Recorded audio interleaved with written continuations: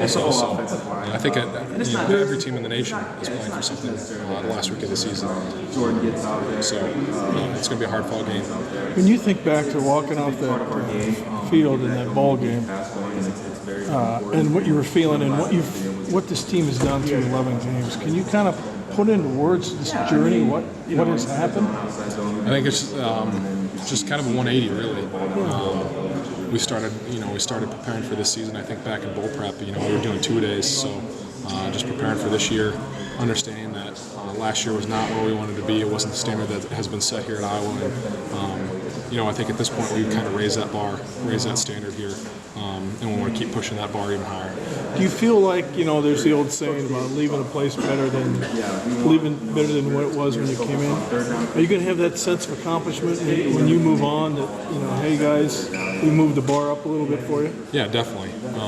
I talked to my friends and family before the season even started back in camp. I wanted to have a season that the seniors really wanted to have a season that Coach Ferentz references, 10, 15, 20 years from now, like he does the 2002s, the 2004s, 2009 seasons. So, we're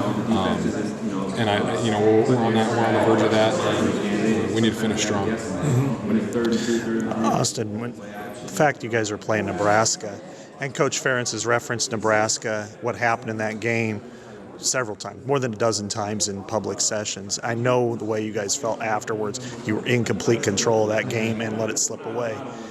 Did that fuel you, I guess, in the off season? And now does it kind of continue to linger, maybe motivate you now at this point? I think it was the game last year was just really the catalyst to us making a culture change around here, starting in January. So that was just kind of the icing or cherry on top was that game. We didn't finish last year, and that's not what Iowa football is. We weren't detailed, we weren't efficient, and I think that's everything that we've been this year. And we just need to continue doing that. Understand that's what's gotten us to this point, and just keep hammering it. And the fact that you guys played in Wisconsin, it was a good game. I mean, you lost, but there was really nothing to hang your head about. But that one has seemed to stick with everybody. I mean, Kirk talks about it all the time. I think Kenny Bell's picture was placed above Greg Maben and when he was weightlifting and stuff. Do you guys do like a week during the summer where you kind of focus on a rivalry or something like that? Yeah, we do actually. I think we have 7 weeks in the summer, so every week is a different opponent. And this summer, every week we had, or every trophy game had its own week, and then we picked a couple other opponents. So it's just we got to focus on beating teams, especially teams in the Big Ten, just because we know every week is going to be a fight, especially in the Big Ten.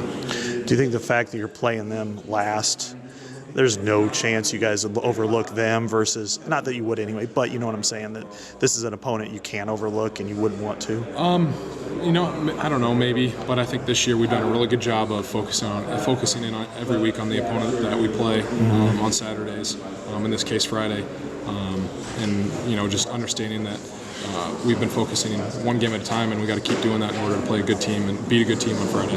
They've got two excellent defensive tackles in Valentine and Malik Collins.